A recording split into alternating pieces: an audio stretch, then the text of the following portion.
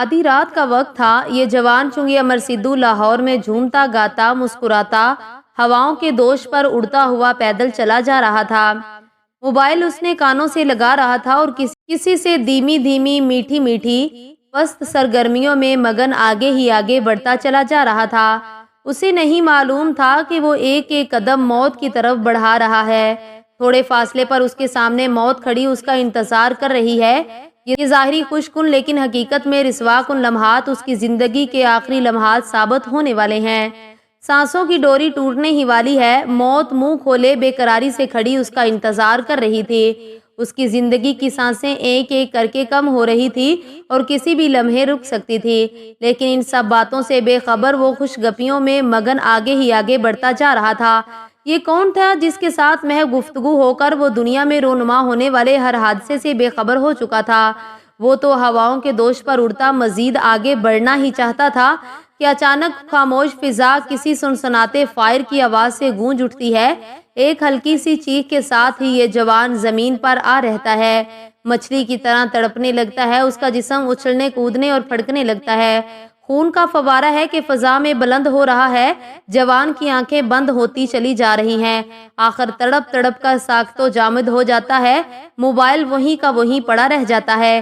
ایک نسوانی آواز مسلسل موبائل سے آ رہی ہے، اختر کیا ہوا، بولتے کیوں نہیں؟ یہ دھماکے کی آواز کیسی ہے؟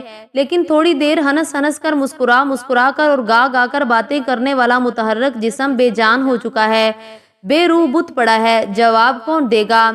پہرے دار چلتے چلتے جب اس جگہ پہنچتا ہے تو خون آلودہ تازہ جوان لاش دیکھ کر چیخنے لگتا ہے۔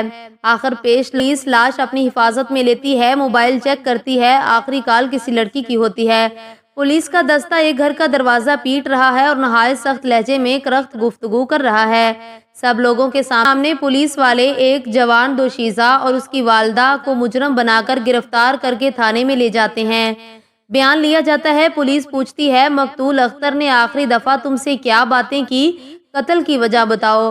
ریمانڈ کے نتیجے میں اس کی بتائی گئی تفصیلات سے یہ حقیقت سامنے آتی ہے کہ لڑکی کی ایک لڑکے عمران کے ساتھ فون کے ذریعے سے دوستی ہو گئی۔ اب فون پر خوب بات چیت ہوتی۔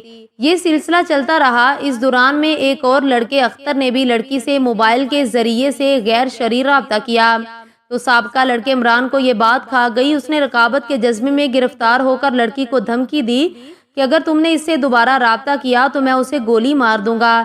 لڑکی نے کہا، تمہیں اس سے کیا ہے، میں جس سے چاہوں کال کروں، دوست بناؤں، اپنے معاملات میں خود مختار اور آزاد ہوں۔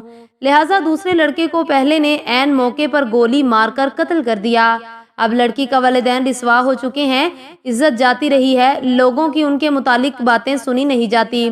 والدہ کے جس نے اسے جنم دیا ہے اس کے ساتھ مجرم بن کر تھانے حوالات میں بند ہے۔ جب یہ واقعہ سنا تو بہت دکھ ہوا، خاص طور پر اس جوان کی تکلیف دہ موت پر کہ وہ بیچارہ کس قسم کی ذلت ناک اور حسرت ناک موت کا شکار ہو گیا۔ آخر وہ بھی تو کسی ماں کا بیٹا تھا۔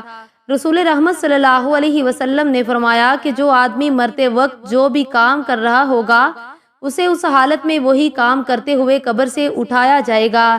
یہ بھائی کتنا بد نصیب ہے کہ آخری وقت کیا حسناک کام اس کا نصیب بنا۔ یاد رکھیں، کانٹے بو کر پھول کاشت نہیں کیے جا سکتے۔ اللہ کے اور اس کے رسول صلی اللہ علیہ وسلم کے احکامات کی نافرمانی اور بغاوت کر کے بھی دنیا و آخرت میں کامیابی حاصل نہیں کی جا سکتی۔